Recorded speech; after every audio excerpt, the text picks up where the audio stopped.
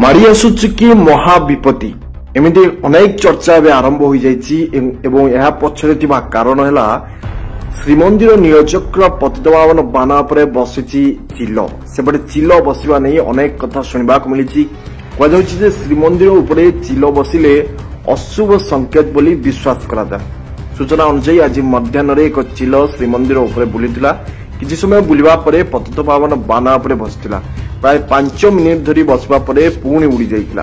श्रीमंदिर सेवायत भक्त यह देखि चकित होइबा सहित आतंकित होइतिले। तेबे पतितपावन बाना उपरे शुभ कि अशुभ ताहाकु नै अनेक प्रश्न उठिछि। किछि सेवायत यहाकु महाप्रभुଙ୍କ बड़ संकेत बोली कहिसंती। सेपरि चिल पतितपावन बाना उपरे बसिले देश विपर्जय घटिथाय। भूकंप भूस्खलन बन्या बात्या भली प्राकृतिक विपर्जय सह गृहयुद्ध वृद्धि पाई थाए बोली सेवायत माने कहिसंती। गत एप्रिल मासरे मध्य समान ढंग से पुरी श्रीमंदिर देखा मिलता एक विरल दृश्य चिल पतितपावन बाना को नहीं जाइतिला। तेबे श्रीमंदिर नीलचक्र रे प्रत्येक दिन बाना परिवर्तन करा जाउथिबा बेले विभिन्न समय रे नीलचक्र उपरे चिल बसिथिबार नजीर मध्य रहिछि। ब्यूरो रिपोर्ट निर्भीक खबर।